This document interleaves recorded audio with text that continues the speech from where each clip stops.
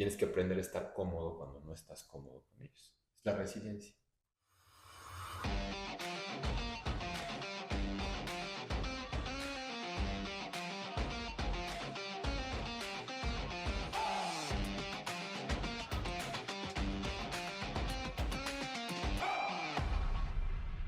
Buenos días, muchas gracias a todos por estar aquí con nosotros en el siguiente episodio de ¿Qué sigue?, donde hablamos sobre innovación. El día de hoy tenemos como invitado a Rodrigo Alegre, el cofundador de BMD Homes, Studio Roca y atleta de ultradistancias. Rodrigo, muchas gracias por estar aquí con nosotros el día de hoy. Muchas gracias por invitarme, Carolina. Estoy muy entusiasmado y sobre todo con el tema. Me apasionan esas dos cosas. Buenísimo. Pues platícanos un poquito, vamos a empezar por tu parte como arquitecto. Ujú. Platícanos un poquito sobre qué es Studio Roca y qué es BMD Homes. Muy bien, pues bueno, soy arquitecto, como bien lo dices. Empezamos con Estudio Roca hace 21 años, en el 2022 casi ya, en el 2002. Y es un despacho de arquitectura de interiores y que hemos impulsado el diseño mexicano desde esa época, cuando el diseño mexicano, hablándolo en términos de muebles y diseño de interiores, no había como una unidad, ¿no? O sea, siempre ha habido grandes arquitectos y despachos de interiores, pero no había casi no gente que uniera los tres propósitos de la arquitectura de interiores, el mobiliario y la arquitectura. Y eso fue lo que hicimos con Estudio Roca cuando lo fundamos. Y desde entonces hemos desarrollado arquitectura de interiores, high-end, y hemos impulsado el diseño mexicano. Y hace 4 años empezamos con un emprendimiento. Cuando fuimos capital mundial de diseño, en 2018 empezó la idea. Fuimos capital mundial de diseño, nos invitaron a las mesas, a las pláticas, muy interesante. Y la premisa para los diseñadores en esa edición, cuando 2018 sí, fue la Ciudad de México, fue cómo los ciudadanos cómo los diseñadores podrían ayudar a los ciudadanos a vivir mejor en las ciudades, ¿no? Entonces mi socio Carlos y yo pensamos en qué pasa si salen de las ciudades, cómo podemos ayudar a que salieran de las ciudades. Entonces empecé a hacer una investigación sencilla de qué pasaba en las ciudades y cómo te trata la ciudad a nivel físico, ¿no? Emocional, y qué te hace la ciudad. Encontré un artículo muy interesante en la revista Nature que hablaba del impacto en tu estado de ánimo, en tu vida en sí, ¿no? Y teníamos esta inquietud de tener un nuevo proyecto. Entonces dijimos, bueno, ¿por qué no hacemos prefabricado, algo prefabricado que facilite a las personas salir de las ciudades? Y así surgió BMD, que es nuestro otro emprendimiento del que te hablo. Y BMD tiene el propósito de crear espacios para generar vínculos entre los espacios urbanos y suburbanos. ¿Cuál es como el impacto sustentable de este tipo de construcción de BMD? El impacto sustentable, yo lo veo más como, tiene un impacto sustentable ambiental, de ecología, claro, que es el reuso de los materiales, y tomando eso como principio, porque tomamos un contenedor marítimo como base para hacer nuestros módulos. Actualmente tenemos 7 módulos y nuestra promesa es entregarlos en 99 días totalmente terminados, en donde quiera que pueda llegar un trailer con ellos. Entonces tomamos el contenedor marítimo y lo transformamos estructuralmente para hacer diferentes tamaños o módulos, ¿no?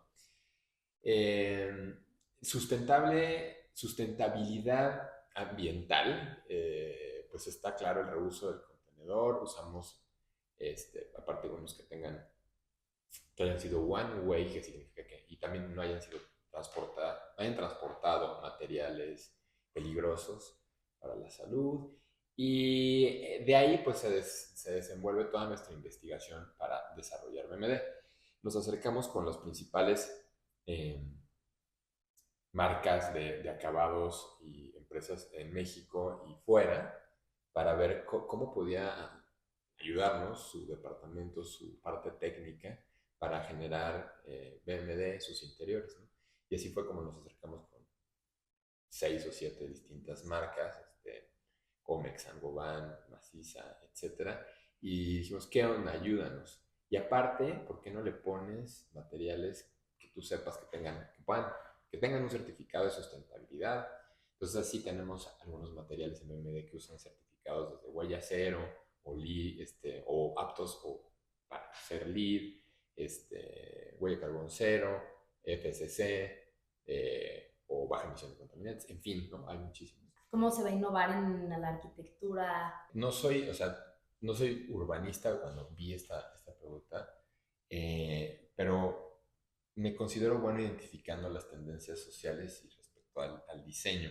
Hay 7 tendencias principalmente en donde la arquitectura y el urbanismo están enfocadas o dirigidas, y una es la sustentabilidad, ecoeficiencia, los materiales, diseño inteligente y tecnológico. ¿Cómo puede hacerte la vida más fácil el diseño con el uso del Internet de las cosas? Entonces, simplemente va en función de hacer las cosas más fáciles, más sencillas para la gente, los usuarios. Con inteligencia artificial.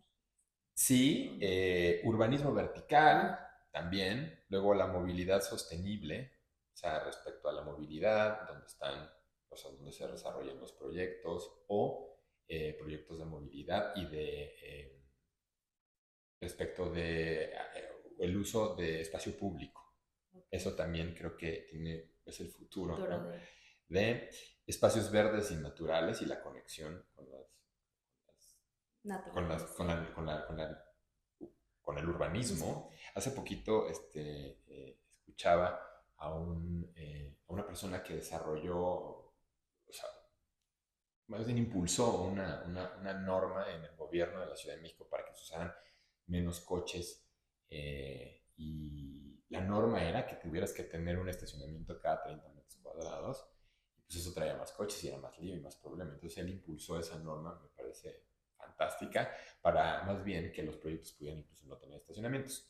Pero bueno, a lo que iba con eso es cómo puedes, o sea, el futuro de la arquitectura puede ser también el impacto que tengas socialmente en tus acciones, ¿no? En tus acciones y en tus proyectos. Adaptabilidad y flexibilidad, ¿no? Puede ser eso. Entonces los proyectos cambian y los espacios cambian y las ciudades empiezan a cambiar. Y comunidades inclusivas, ¿no? Pensar en la inclusión en todos los sentidos respecto al diseño de la arquitectura. Y ahora, pues respecto de eso, pues tiene impactos en la vida diaria, ¿no? O sea, hay muchísimos impactos en la vida diaria: interacciones sociales, salud, ¿no? Bienestar, sentido de comunidad, sí, y equidad y accesibilidad. Esos son los que identifiqué como tendencias y cómo podemos impactar la arquitectura en el futuro de las ciudades. Tú tienes estos 2 emprendimientos. ¿Cómo decides empezar con otro? ¿En qué momento dices, ok, este emprendimiento ya le está yendo muy bien, creo que ya puedo comenzar con BMD? O sea, siempre soy muy inquieto, todos los planes me parecen, y todos los proyectos me parecen interesantes, y lo son. Sí. O sea, hay muchísimos caminos que podemos tomar siempre. Siempre tenemos la oportunidad casi infinita de ir por distintos caminos, y se te presentan proyectos muy diferentes. Soy muy inquieto, muy creativo, y llegan a mi cabeza muchísimas ideas, pero bueno, he aprendido a que no puedo desarrollar todas. Sí. Podría, pero se quedarían a medias, entonces más bien sería como un índice. Entonces, en Estudio Roca tuve la oportunidad de evolucionar respecto al tema del diseño y al impulso del diseño. Hay una cantidad de trabajo que hacer con el diseño impresionante, y lo hicimos, ¿no? Antes el diseño mexicano no era visto de la forma en la que es visto ahora, gracias a los medios de comunicación, a los colegas que hicimos el mismo trabajo del impulso del diseño mexicano. Es como se ve ahora se valora más, sobre todo hablando de muebles, de accesorios, de piezas. Y eso fue lo que intentamos impulsar en Estudio Roca. Lo hemos impulsado durante más de 20 años, la arquitectura interior y arquitectura. Ahora, en qué momento decidí que podía hacer otro emprendimiento? Bueno, tuve en el Inter varios más, pero no relacionados a como mi formación profesional. Tuve un restaurante, varias cosas. estudiado muchísimas cosas por ahí, por acá. Pero crucial en el momento donde digo, necesito evolucionar mi práctica para que tenga un propósito otra vez sólido. No es que el propósito de lo que hago en Estudio Roca no exista, sino siento que lo exploré y, y crecí profesionalmente y busco tener un impacto positivo social. Estamos aquí para procurar a los demás entre nosotros. Entonces dije, ¿cómo lo puedo hacer? Y así fue como surgió BMD. Me parece que tiene un propósito Mayor. fundamental fuerte, ¿no? Sí, no, y lo que está increíble es que se complementan una con la otra, ¿no? Ajá, de alguna manera Una lo frase. complementamos. Exacto. Sí, pero no, pues podría ser muchísimo. Se me han presentado muchas oportunidades de desarrollar cosas, pero pues, he aprendido a querer enfocarme y ver qué es importante en ese momento. Y pues para estos dos emprendimientos tienes al mismo socio. Sí, a Carlos Sánchez. Sí. ¿Cómo, ¿Cómo le haces para tener una relación tan buena con un socio? Porque sé que a veces muchos emprendimientos pues no funcionan. Entonces, ¿cuál sería como un consejo tuyo para la gente que también tiene un socio para llevar esta relación? La confianza mutua, eso es básico, y el respeto. Siempre, ¿no? En cualquier trabajo en equipo, en cualquier, o sea, en la arquitectura trabajas normalmente con equipos de paisaje, iluminación, estructural, instalaciones, otros diseñadores. Incluso cuando nos contratan a nosotros como interioristas, arquitectos, veo lo mismo de ellos hacia nosotros, ese respeto y esas ganas de escuchar y dejar que cada quien haga lo mejor que sabe hacer y luego con liderazgo integrar cada uno y procurar que eso sea un equipo que haga lo mejor posible. Entonces, eso es lo que he hecho con mi socio, es ese respeto y ese tratar de entender y confiar en lo que él puede hacer mejor, en lo que yo puedo hacer mejor y complementar. Y bueno, aparte de esta parte tuya de arquitecto, eres atleta. Sí, ¿Cómo influye ser disciplinado teniendo pues tantos proyectos y además el entrenamiento de... bueno, la importancia de la disciplina, lo importante aquí voy a empezar hablando de mi parte de atleta, con frases que me han inspirado y que me han movido a continuar, ¿no? En ese camino. Pero lo vamos a ver con las preguntas. Pero, por ejemplo, en la disciplina te puedo mencionar una frase que es respect the training and honor the commitment. Y eso es respetar el entrenamiento y hacerle honor al compromiso. Así es como se forma una disciplina. Pues todo el mundo dice que formar los hábitos, que cómo los formas. Hay un libro que me impactó mucho, que me ayudó mucho a entender cómo se forman los hábitos.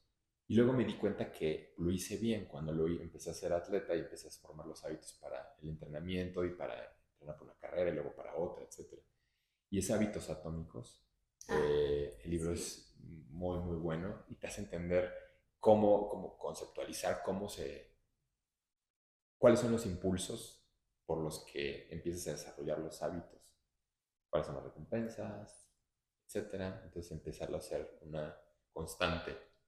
Eso es muy importante, la disciplina como atleta en el triatlón o en la bici, ¿no? Es un sistema sostenible de hábitos fáciles de mantener. Mejorar 1%, lo que mejores 1% hoy, 1% mañana, generas esos cambios atómicos. Okay. Entonces no desesperarte, no querer ver hacia el final la meta y es como de, me visualicé queriendo hacer un maratón y ves el maratón y dices, o sea, no puedo correr ni 1 kilómetro, es lo primero que toda la gente Sí, dice. dice. Es que no, más bien primero hay que ver correr 1 kilómetro. Y ya poco a poco. Sí, y luego hace 100. Cuando es una distancia muy larga, ¿cómo mantienes esta motivación para seguir adelante? Allá hay como preparación mental también, pero principalmente me mantengo motivado procurando, hay una frase que me gusta mucho que se llama comfortable when uncomfortable, entonces es estar cómodo cuando no estás incómodo Entonces, en una carrera nunca se van a poner las cosas más fáciles, al contrario, se pueden complicar más. Hay muchas variables y muchos factores, ¿no? O sea, la comida, el cansancio, la deshidratación, el clima, los dolores, hay un sinfín de problemas que surgen. Tienes que aprender a estar cómodo cuando no estás cómodo con ellos. Es la resiliencia. Es como una resiliencia constante y renovada en todo momento. Entonces, a mí, así, puntos específicos, cómo me funciona. Organizo la carrera en splits negativos, por ejemplo. Entonces, si una carrera va a durar 5 días, no visualizo los 5 días. O sea, visualizo el primer día y luego en el primer día, cuando estoy en el primer día, visualizo, lo divido en 6 partes. Entonces me enfoco en el proceso de esas partes. Y tiene un poco que ver con lo que me preguntabas antes de los hábitos, ¿no? Y de la disciplina. Sí. Pues si te permaneces en esas pequeñas fracciones de partes y te enfocas en ellas, viviendo ese proceso, al final tienes un cambio y un resultado atómico. Puede ser una meta. Esa es una. Y luego, pues eso, no veo tanto el objetivo, sino veo el proceso y las partes de. Y bueno, eventualmente llegas a la meta, ¿no? Y también me funciona ir en esas pequeñas partes y en esas pequeñas fracciones y resolviendo problemas, esos problemas que van surgiendo. Eso te mantiene ocupado, ¿no? Mentalmente, y no dejas que la mente apremie con otras cuestiones de ego para protegerte. Sí. Dolores, que se te cierra el estómago, y sentido de isolación, etcétera. Si te mantienes resolviendo problemas, es una forma positiva de seguir adelante. ¿Qué te inspiró a convertirte en un atleta? El cambio de El hábitos. cambio de hábitos, el libro. 100%. No el libro, eso lo leí después, Ajá. pero trabajaba mucho, trabajaba incluso los fines de semana, lo disfrutaba mucho, lo disfruto. Pero hubo un momento en donde ya no lo empecé a disfrutar. Pero no es que no disfrutes tu trabajo, ¿no? O sea, las personas podemos a veces confundir eso con falta de motivación. Por ahí luego digo que la motivación debe ser autogenerada, ¿no? No debe de venir de factores externos. La necesidad de un cambio de hábitos, trabajaba bastante, dedicaba mucho tiempo a la chamba, me gusta, pero creí que era demasiado. Y no es que haya perdido motivación, más bien lo que pasaba es que ya no tenía forma de alimentar estar ahí. O sea, inspiración.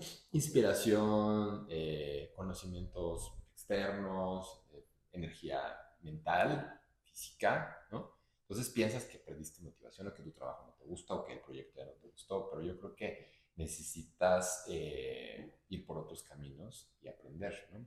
Entonces con esta necesidad de cambiar hábitos, dejar un poco el trabajo y buscar qué hacer, sobre todo encontrar una metodología sostenible que los pudiera seguir generando esa energía y esa motivación. Y lo encontré en el deporte. El deporte es eso, es como una renovación de energía constante. Vas encontrando en el camino, si te trazas hacer un proyecto deportivo, para lograrlo, pues igual que en un emprendimiento, pero aquí es un aspecto más personal, físico, introspectivo. Entonces te aprendes a conocer mejor, vas encontrando muchísimas cosas en el camino que te permiten resistir más, ir más adelante, etcétera. Entonces, esa necesidad de cambio de hábitos y encontrar una metodología sostenible que me ayudara a renovar esa energía, la encontré en el deporte. Luego, pues, mezclándolo con las personas que conoces, los procesos que aprendes, la disciplina, todo eso es lo que me ahora alimenta mis proyectos profesionales. Empezaron como un reto deportivo para un cambio de hábitos y ahora es una metodología que hace que alimente mi vida profesional y personal. ¿Qué consejo le tendrías tú a alguien que quiere empezar, pues, carrera o cualquier deporte en general? O sea, a cualquier persona que quisiera empezar con un reto deportivo le diría que se dejara ir durísimo, ¿no? O sea, Hay otra frase que me gusta mucho que dice, by endurance we conquer. Y sí, o sea, por la resistencia conquistamos, ¿no? Entonces, esa resiliencia y permanencia de aceptar un proyecto y desarrollarlo, te va dejando cosas mágicas increíbles. A cada quien de una forma diferente, aprendizajes en el camino que te van a dar, como decía hace rato, vida, de alimento para tu vida personal, profesional, etcétera. Puedes pensar que vas a sacrificar tiempo de tu vida y que no tienes tiempo y que no puedes entrenar a las 7 a las 9 de la mañana a terminar, que eso no te lo puedes permitir. Yo creo que sí te lo puedes permitir, yo lo viví. Eh, sí, bueno, para empezar lo haces una disciplina y empiezas así. No, no lo puedes hacer de otra forma porque no lo entiendes al inicio de otra forma. Al principio debe ser una disciplina que tienes que tener una motivación. La motivación es el reto de la carrera que te hayas propuesto o deportivo que te hayas propuesto, no tiene que ser una carrera. Y una vez que vas teniendo ese hábito, te vas dando cuenta que esas 2, 3 horas y el fin de semana 4, 5 horas, o de plano si llegas a 8, 10 horas, o lo que sea que tengas que hacer para cumplir con tu proyecto, van generando un balance en tu vida y es una inversión. O sea, no es una inversión de tiempo que te va a dar frutos, te digo, para el resto de tus aspectos profesionales, personales y tal. Solito se va dando, es como encontrar el camino y el deporte encuentra el camino en ti y estos retos encuentran el camino en ti. Y entonces no es una pérdida de tiempo, es una inversión y empiezas a ver los frutos. O sea, a lo mejor llegas a tu oficina mucho más claridad, habiendo ordenado las ideas mucho mejor, mucho más frescas. Este, aprendes a optimizar tu tiempo. O sea, por ejemplo, cuando hacía triatlón, ¿no? O sea, tengo que hacer esto y luego nadar y luego correr y luego luego tengo que hacerme la prueba y luego tengo que hacer test. Entonces, aprendes a ser muy eficiente y a identificar qué es importante y a separar lo que no es importante. Entonces, eso también. Entonces, al final de cuentas, de tu vida laboral, que ibas a destinar 8 o 10 horas, podría ser que hasta la destines 6. Eres mucho más eficiente. El deporte te enseña a ser eso, eficiente. No, pues tiene muchísimos beneficios, Sí. la verdad. Entonces, nunca hay que pensar que perdemos el tiempo yendo a entrenar o que no tenemos el tiempo. Tiempo. Al contrario, nos va a hacer más tiempo después. Y cuéntanos de alguna experiencia que has vivido durante estas carreras. Todas tienen una historia de la cual recibes algo. Por algo lo haces, ¿no? Al inicio de un proyecto así, te planteas y te debes de preguntar por qué o para qué lo estás haciendo. ¿Cuál es el objetivo detrás de esa meta? ¿Qué hay ahí? O sea, no es la meta, ¿no? Sino qué hay ahí atrás. Entonces, me he planteado, empecé haciendo, bueno, a lo mejor valdría la pena comentar qué empecé haciendo. Empecé haciendo una carrera de 10 kilómetros hace muchos años. Así empecé haciendo esa transición.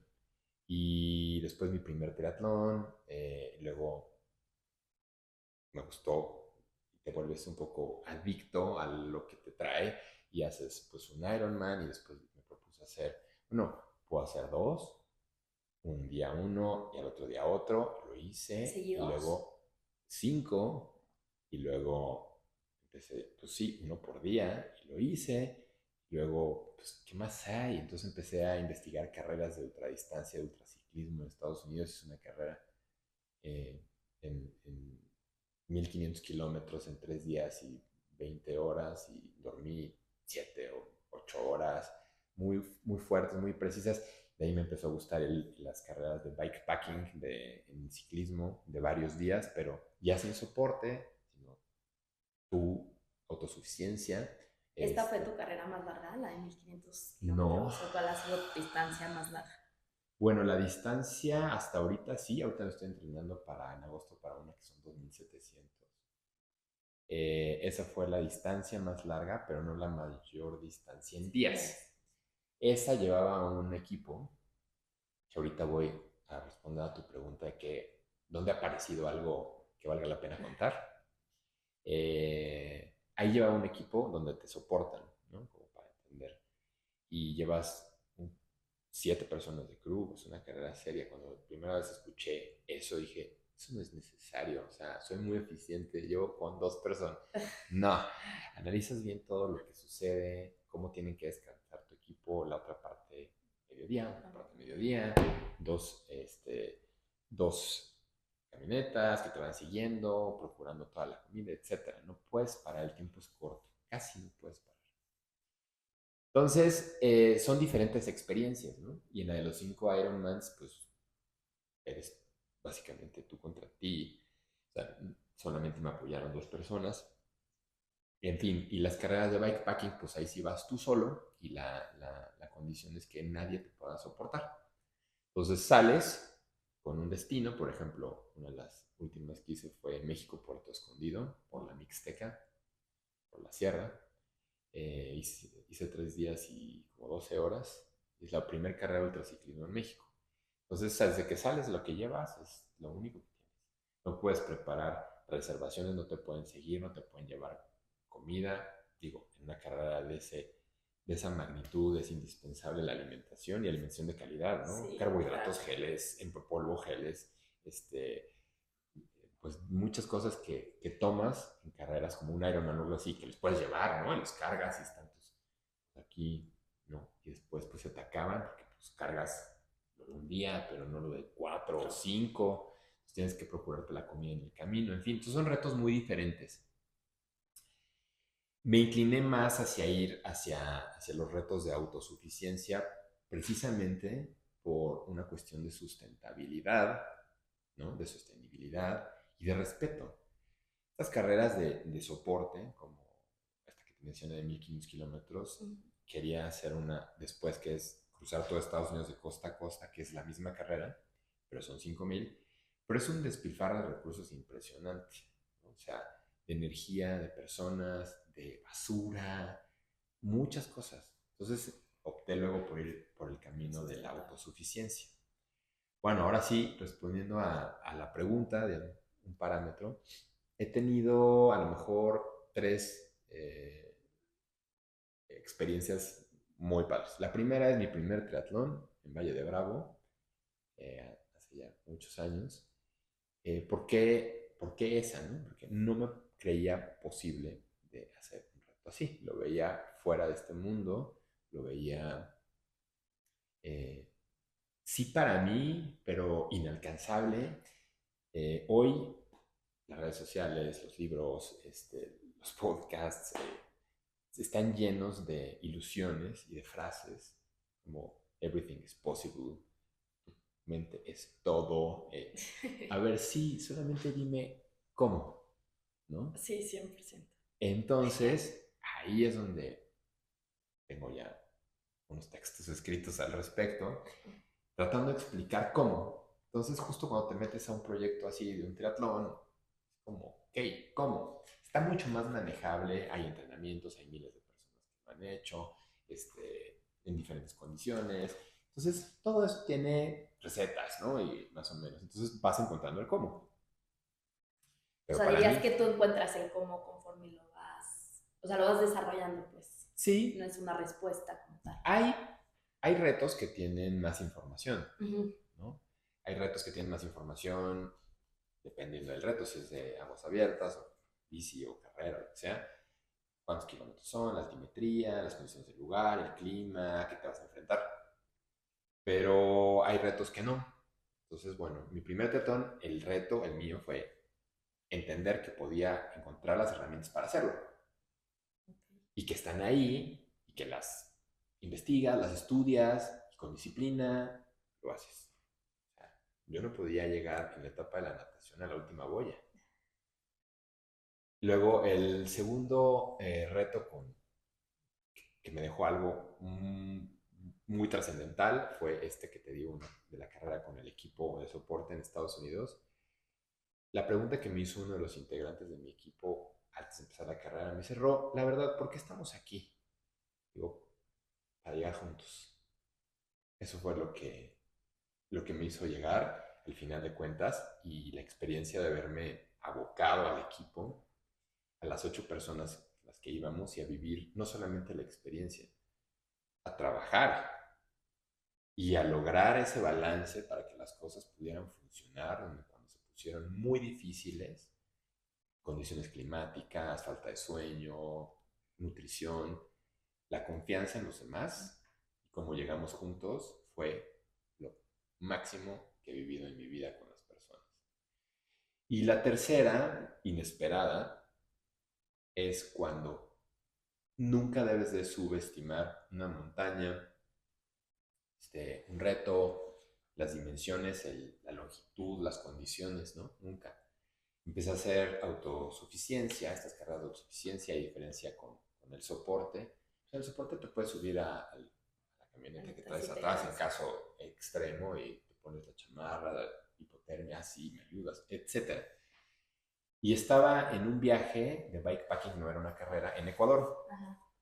Salí casi de la ciudad y la ruta, el objetivo de la ruta era pasar por abajo, no subir, a los tres volcanes, ¿no? El Chimborazo, el Cotopaxi y la laguna de Quilotá.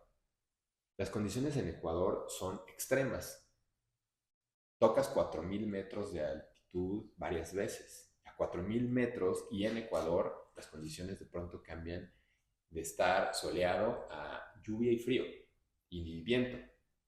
Entonces estaba haciendo esta ruta solo, que normalmente pues, la han hecho como en una carrera. También van solos, pero al menos alguien va viéndote en un GPS o sabes que hay otros 12 o 15 por ahí, ¿no?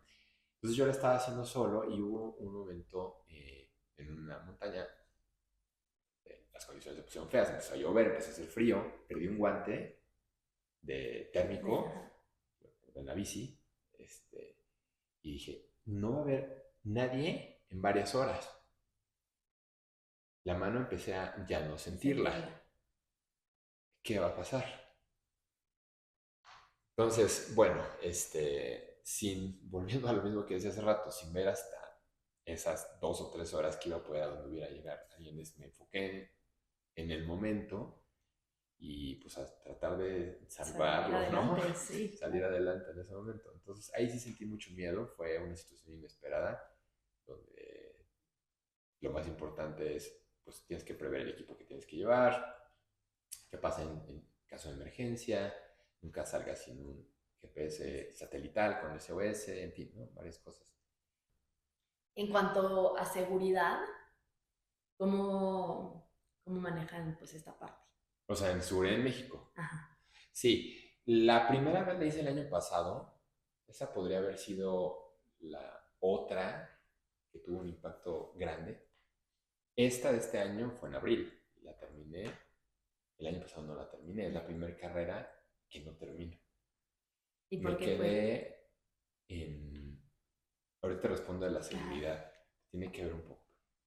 Me quedé, pues nada, ya como la última subida, como a 100 kilómetros de la meta, y ya no podía, con las condiciones climáticas, el sol me mató, posiblemente mentalmente, ¿no? O una mala estrategia. Pero bueno, de eso aprendí mucho justo eso, ¿no? Que no puedes ser tan científico,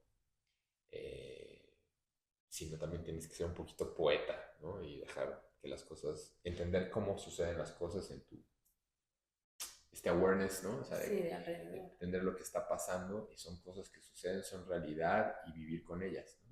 Entonces intenta ser muy científica o muy científico, es como, tengo que hacer esto, tengo que procurarme esto, tengo que parar esto, tengo que seguir aquí. Entonces estás forzando, ¿no? Lo natural, a lo mejor por esa vez por eso no terminé. Bueno, el año pasado investigué con una amiga que vive allá qué tan peligroso podía ser.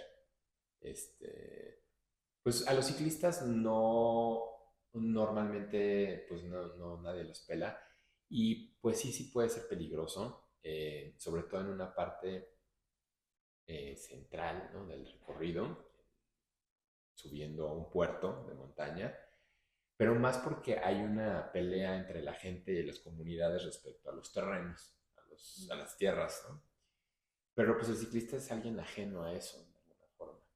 Entonces, no, sí corres un riesgo en México impresionante y mi total admiración también a todos los participantes, a las chicas solas, también en la carrera, en las mismas condiciones y es un riesgo que decides tomar. Pues sí. ¿Y cómo te recuperas después de recorrer distancias tan largas? Bueno, la recuperación es muy importante, diario. O sea, la nutrición, ¿no? Si comes bien, ya tienes el 50% de la carrera. Ahora el reto es comer bien en esas condiciones donde no hay comida, ¿no? O sea, entonces, pues hay muchas estrategias de cómo llevar tu comida o, en fin, procurar comer bien con lo que tengas. Y en las noches recuperarte súper bien es importantísimo. O sea, si algo tienes que cargar son una bebida de recovery o de recuperación para en la noche. Hasta un Ensure puede funcionar todos los días. Ya después de eso termina la carrera, cae. Si comiste bien, quedas menos golpeado, ¿no? Menos, Sí. en mejores condiciones. Y pues nada, te toma recuperarte unos días, posiblemente semanas, y asimilar lo que hiciste si toma, pues no sé, meses o años. Y desde que tú empiezas a hacer pues estas distancias al día de hoy, ¿has visto algún cambio innovador en, pues, en los procesos o... Muchísimo. Ahí te podría contar dos cosas, como hace muchos años, o sea, siempre han sido los mismos temas. Por ahí dicen que si haces un zoom out durísimo del mundo, seguimos siendo lo mismo. Sí. No, exactamente, pero bueno, a nuestro nivel de experiencia de vida de 80, 90, 70, 100 años, no sé, 10 años es muchísimo. Y los cambios son muy específicos, pero bastantes. El principal cambio es la medición pues, de tus datos, ¿no? De la información. Sí.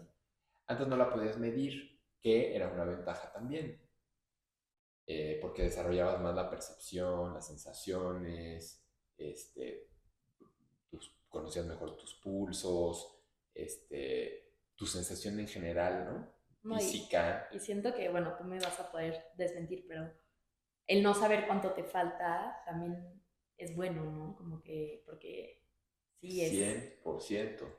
Mi mejor carrera la hice cuando mi entrenador me dijo, pon No, en tu reloj, pon el día, la hora y en otra pantalla, solamente en caso de emergencia, tu frecuencia cardíaca. Olvídatelo más. Fue mi mejor carrera. No no. vi nada.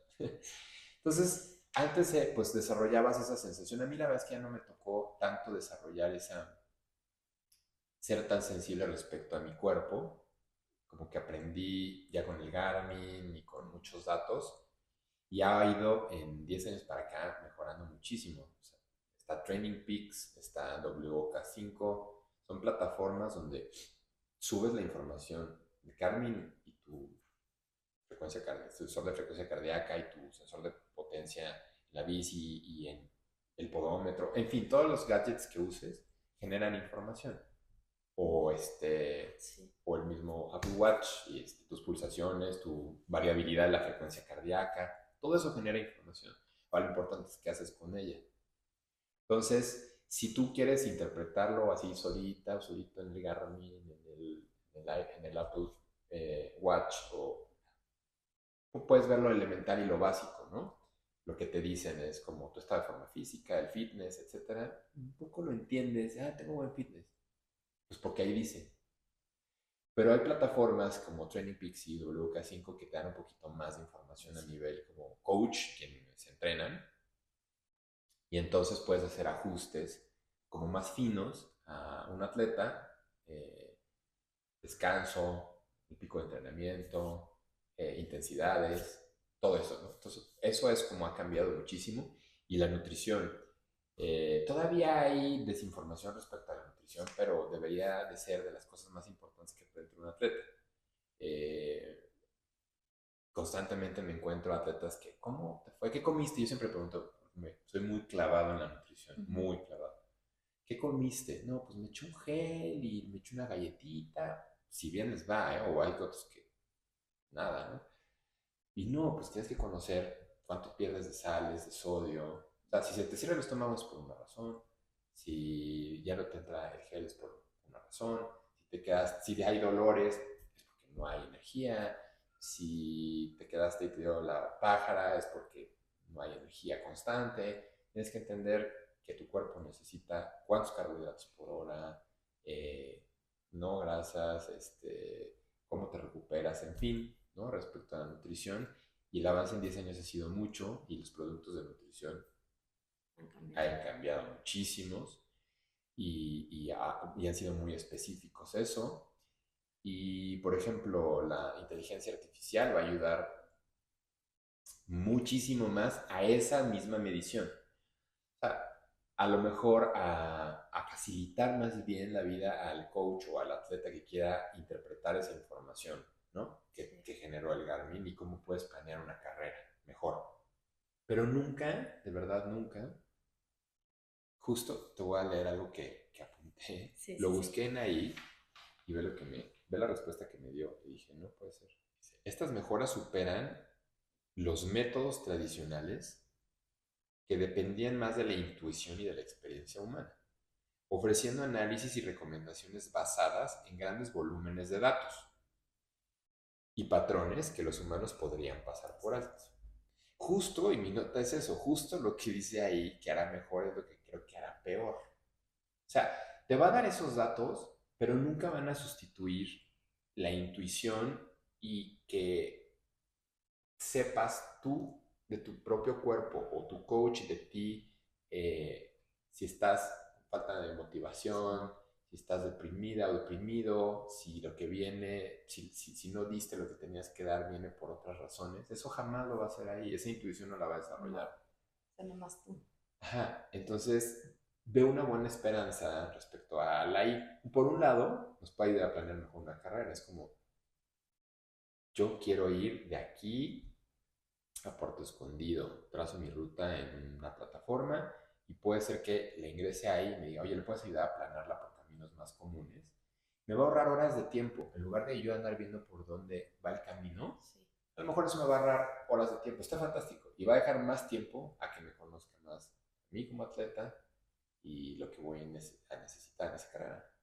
Sí, a tu entrenamiento, o sea, sí, y todo eso, ¿no? sí nos va a ayudar, la respuesta sí nos va a ayudar, 100%. pero jamás va a sustituir lo que debes, el compromiso que tienes contigo mismo y lo que debes de conocer de ti. ¿Tú dirías que en cuanto a salud, debería de haber un límite de carreras que uno debería de hacer? Sí, 1000%. O sea, no puede ser igual. Volvemos a lo mismo. Hoy el social media, por ahí luego, de las preguntas que me hace, me haces una muy interesante. No sé, ¿cómo impactaba?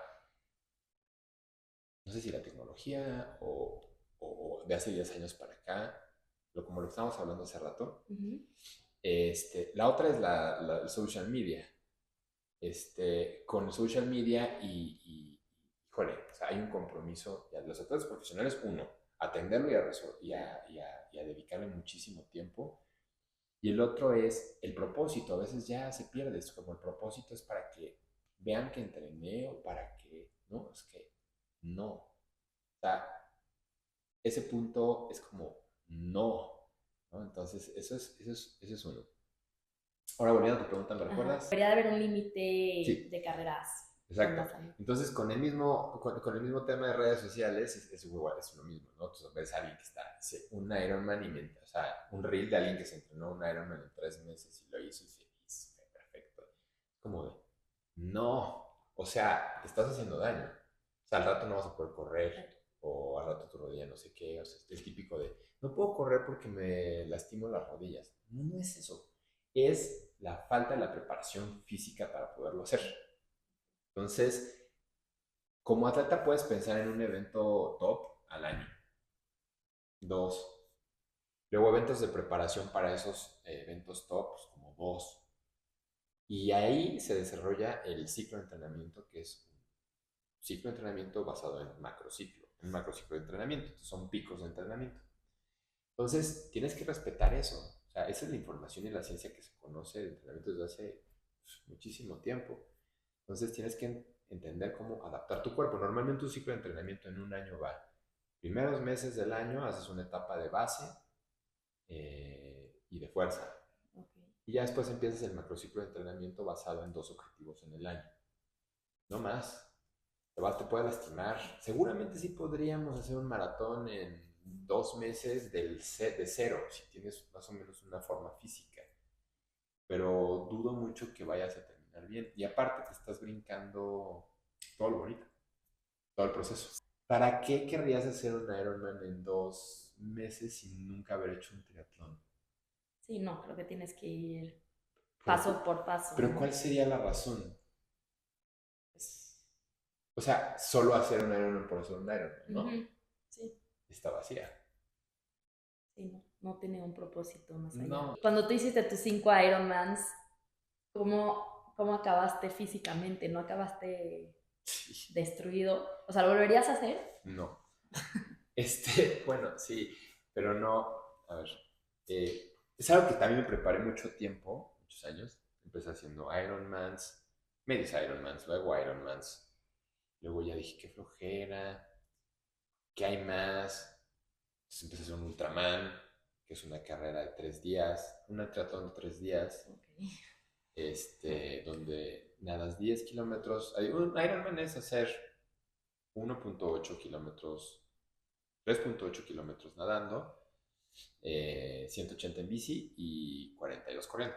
Y un Ultraman es nadar 10, ruedas 420 y corres 2 maratones, 84 kilómetros en 3 días. Y luego, pues de ahí me preparé y dije, bueno, Ironman día por día, y luego lo hice, y luego el de 5, etcétera. Entonces fue una preparación. eh, ¿Por qué la hice? Para empezar, o para qué. Justamente para ir conociendo mis límites y no dejaban de aparecer cosas que me hacían crecer personalmente, ¿no? Y profesionalmente. Eh, Resiliencia, paciencia, eh, resistencia, y lo aplicaba para mi vida, ¿no? O sea, ser más respetuoso con los demás, respecto a los procesos, ¿no? Cuando entiendes cuando alguien está viviendo un proceso así, ves a tus compañeros y dices, no, o sea, ese es tu Sí, sí. proceso y veo cómo lo estás viviendo y veo tu propósito y es como, ok, lo entiendo y lo aprendo. O sea, eso me ayudó muchísimo en los aspectos. Ahora, ¿cómo terminé? Pues intenté terminarlo, para empezar a llegar lo mejor posible. Soy bastante científico, como te decía hace rato, a lo mejor me hace falta el otro balance, pero sí creo que la confianza, a diferencia de una ilusión, necesita una evidencia. Y necesita evidencias, o sea, esa frase de everything is possible, sí genera la evidencia para generarte esa confianza, haces lo que quieras, sí. Pero el chiste es trabajar y generar esa evidencia, entrenar en este caso, e ir logrando esos pequeños objetivos para el otro objetivo más grande, ¿no? Entonces llegué, según yo, lo mejor preparado posible, pero para esos eventos la verdad es que nunca llegas lo mejor preparado. O sea, no, es como un beyond tú, o sea, Sí, hay no, ya muchas pasan cosas cosas, externas. sí, no, y la vivencia durante esos días fue fantástica, y ya más bien ya no se trata nada más solo de deporte, ¿no? Se trata no sé, de experiencias de vida que te van sucediendo, incluso con las demás personas. Y terminas, por una parte, súper lleno de esas experiencias, con muchísimas notas para ti mismo de aprendizaje, y también de aprendizaje deportivo, obviamente, y físico. Y físicamente terminas muy desgastado, Sí. muy, muy, muy, muy, muy, pero te digo, si hay una buena recuperación en los días, pues puedes terminarlo lo menos posible, pero sobre todo mentalmente, en mi caso. Ujú. Entonces ahí fue cuando decidí hacer el switch al ciclismo solamente. Ok, Dije, ya no quiero correr. ya, nada más ciclismo. Y ya aprendí. Pues ahora te voy a hacer unas preguntas que nos hicieron para ti a través de nuestro Instagram. Wow. Para los que no saben, siempre a través de nuestro Instagram le pueden hacer preguntas a nuestro siguiente invitado, que nuestro Instagram es @ilan.lat. Que por cierto, si a alguien le gustaría seguirte o platicar contigo, o seguir tus, como bien dijo, su estudio Roca, donde pueden encontrar. Gracias. Pues bueno, mi cuenta personal como atleta es roalegre g. Y BMD Homes es así, @BMD Homes. Y Estudio Roca MX es @Estudio Roca MX. Buenísimo. Ok, empezamos con las preguntas. Pero si me siguen como @roalegre g, ahí ven los dos links de las Directos. otras. Ajá. ¿Qué opinas de los diseños de Luis Barragán? Uy, no, bueno.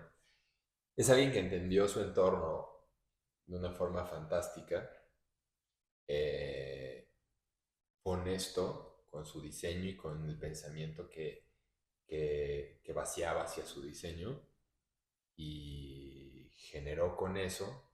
Es un ejemplo grandísimo para mí de con qué tanta verdad piensas y ejecutas tu vida profesional, ¿no? Si hay una verdad sólida en principios, ¿no? No principios morales, no hablamos de eso, sino principios de libertad y de respeto. Por ejemplo, él hacia su entorno, hacia la arquitectura y hacia lo que los espacios iban a transmitir a los demás usuarios, a los usuarios, es muy, muy auténtico. Gracias a eso es tan auténtico que es el Pritzker mexicano de arquitectura. Mis respetos, wow. ¿Qué se siente ser parte de Design Week México? Increíble, ¿eh? Ese es otro trabajo en equipo enorme. Es increíble, increíble, increíble. Hemos tenido la oportunidad de ser colaboradores para Design Week ya desde hace muchos años, para Emilio, Andrea, Marco, bueno, y todo el equipo, en varias plataformas, ¿no? Por muchos años organizamos la plataforma de diseño de contenido, que de ahí a lo mejor salieron mi gusto por los contenedores, es que llevábamos contenedores al Parque Lincoln en Polanco exhibiendo diseño, Okay. luego Design House, etcétera. Pero es un trabajo en equipo increíble y admiro el equipo de Design House cómo se deja ir y deja fluir y respeto de la comunidad que va formando. Y la comunidad forma Design House, Design Week, contenido inédito. Entonces es una llamada a toda la comunidad y permitir que sea. Entonces eso me hace muy contento. ¿Y cómo llegaste tú a Design Week? ¿Design Week te busca? ¿Tú buscas a Design Week? No,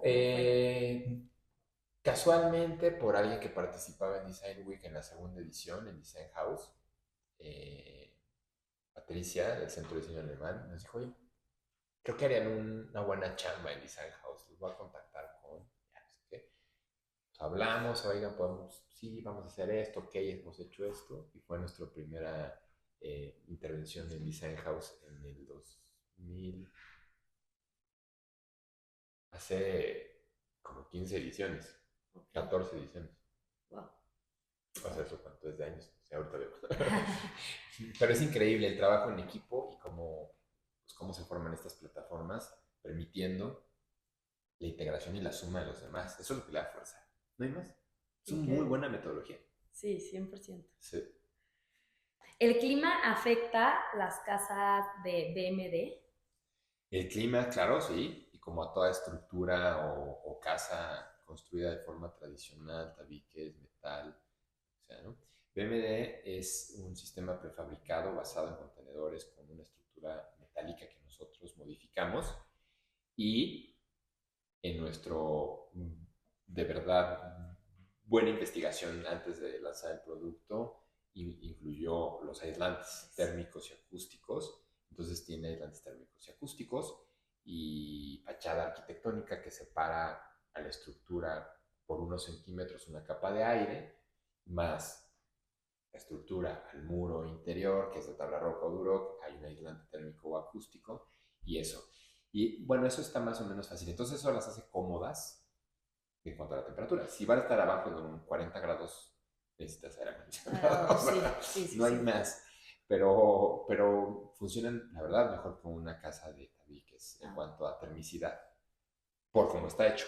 Pero lo más importante de lo que más hemos aprendido es tenemos modelos para playa, para montaña, etcétera, pero no solo por el tema térmico, sino los materiales. Los materiales en la salinidad se oxidan o se hinchan las partes de otros materiales que tenemos como tableros de madera, etcétera. Entonces usamos materiales específicos para cada clima. Aquí la otra pregunta es, no sé cómo aumentar mi rendimiento, ¿qué hago?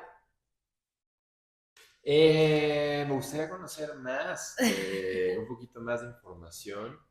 No sé si estamos hablando de rendimiento deportivo, supongo que sí. Si para mejorar tu rendimiento deportivo en específico habría que saber, bueno, cuál es el reto y el propósito en específico. Precisamente por ahí vaya el tema, Si sientes que no estás mejorando tu rendimiento o que no hay mejora, precisamente por ahí va el tema, la falta a lo mejor del entendimiento del proceso del entrenamiento y el objetivo. Si seguimos un entrenamiento genérico, el que sigue mi prima o mi primo, etcétera, puede haber ahí un gran error, puede estar en la nutrición, hay varias cosas. Con muchísimo gusto puedo orientar más, escribirme un direct message y con mucho gusto. ¿Cuál ha sido tu carrera más difícil mentalmente? 100% es la carrera del Tour de Frankie del año pasado, que es la de México Puerto Escondido, donde toqué mis límites y me di por vencido antes de permitirme seguir. Nunca lo había hecho antes, o sea, esto de decir, ya se acabó, pero en ese momento sentía que ya se había acabado. Entonces ahí ganó la manipulación de la mente, cuando podría haber yo construido una realidad diferente. Siempre tenemos la oportunidad de detenernos, analizar las cosas y reaccionar. Responder. Y lo que hice fue reaccionar. Y ante esta saturación reaccioné como de, se acabó. Esa fue la carrera más dura. Y la otra más dura, que yo creo que va a responder mejor la pregunta y que te acabo de recordar ahorita, justo en los 5 Ironmans, el primero lo hice con el Ironman de Cozumel. Entonces, la idea era que fuera el último, pero las condiciones climáticas no me dejaron llegar a la isla. Entonces, tuvo que ser la primera. Se atrasó, ¿no? Lo corrí, hice un buen tiempo y crucé la meta desde antes de llegar a la meta. Iba con una sensación de frustración tremenda. Crucé la meta con una sensación de frustración tremenda. Crucé la meta de un Ironman frustrado. Sí, no, podría Eso ser. está súper torcido. Y fue eso, fue darme cuenta del reto al que me iba a enfrentar, lo que iba a demandar de mí, y era una sensación, una negación. Y al otro día, lo primero que hice antes de empezar el segundo Ironman fue decirle a mi equipo, a mi hermana Carlos y mi entrenador Iñaki, no voy a seguir, se acabó. Ya entendí por lo que hago estas cosas y no hay necesidad de seguirlo haciendo. No voy a seguir. Y así empezó el segundo día. Ya luego me di la oportunidad de terminarlo y terminamos, ¿no? Pero eso fue, esos dos. Ok, buenísimo. Y pues la última pregunta para terminar este episodio es, ¿qué sigue para Rodrigo? Para mí, bueno, continuar el camino desarrollando los proyectos que tengo, nada más. Estoy muy entusiasmado con proyectos que tenemos para BMD. Vamos a desarrollar como unas comunidades de BMDs. Ah, Eso está muy padre y es algo como que acerca más el concepto todavía a las personas. Como estudio Roca, tuve la inquietud todo este año de hacer un nuevo proyecto radical y con un cambio radical, pero decidí continuar haciendo lo que sabemos hacer. Entonces vamos a hacer una nueva colección de mobiliario y vamos a seguir evolucionando por ahí, continuando haciendo con proyectos de interiorismo y de arquitectura. Eso más o menos continúa normal. Y deportivamente voy en este agosto a una carrera que se llama Transibérica. En agosto 24 iniciamos y cruza de Italia, de Bolzano, con autosuficiencia en bici, ¿no? Nadie más me puede ayudar. Hasta Bilbao, son 2.700 kilómetros. Padrísimo porque sube los puertos de montaña más importantes, no más, pero de los más importantes y emblemáticos. Y pues estoy muy entusiasmado con el gran reto. Tengo 12 días para terminarlo. Y entusiasmado con el reto de dejar mi trabajo 12 días porque tengo que dejarlo bien. Eso es lo que sigue por ahora. Pues Rodrigo, mucha suerte con lo que sigue, con la carrera, y pues muchas gracias por estar aquí con nosotros el día de hoy, y muchas gracias a todos ustedes que nos están escuchando. Gracias. ¿Puedo mencionar algo más? Sí, claro. Estoy trabajando en un proyecto con el fin de encontrar un propósito en mis carreras. El año pasado, tour de Frankie, empecé con un proyecto que se llama Bikes for Oaxaca. Ok. ¿Y qué es? Puedo compartir un teaser que tengo de un documental que vamos a hacer, pero recaudamos fondos para llevar bicicletas a niños en las comunidades de Oaxaca, con el propósito de sembrar en ellos la semilla del deporte y una posible profesión como guías de montaña de bicicleta. Entonces, son niños y pues son infancias, ¿no? Que no hubieran tenido la oportunidad de ir por este camino sin una bicicleta. Entonces, recaudamos fondos. El año pasado se hizo la primera campaña, la primera donación en Monte Albán, con mi amigo Coyote Aventuras, que es una empresa de ecoturismo en Oaxaca, y Carlos es quien lo dirige. Entonces, llegas a la comunidad, ellos mismos rehabilitan con la asesoría de Coyote Aventuras un sendero, y entonces, aparte de que rehabilitan algo en su propia comunidad, llega este proyecto de la donación de las bicis. Entonces los niños tienen dónde rodar y dónde poder llevar a gente, ¿no? Y ahora lo vamos a hacer en San José del Pacífico, en Oaxaca, en octubre. Y pues eso, tengo ese proyecto de esta recaudación de fondos para llevar bicis. Entonces, si se quieren sumar con una bicicleta, con media bicicleta, con 3 bicicletas, van a ser muy bienvenidos. El evento se hace en octubre, es una campaña totalmente transparente por DonorBox. Se ve cuánto van donando y esas son las bicicletas que se compran. Y vamos a hacer un documental para seguir y continuar esta narrativa para los años venideros y hacerlo un poquito más grande. A lo mejor acercarnos a una empresa y mostrarles el material y decirles, oigan. Sí, está increíble. Entonces, eso quería sumar. Buenísimo, pues ya escucharon. Si se quieren sumar, más que bienvenidos y el proyecto está increíble. Muchas gracias, Rodrigo.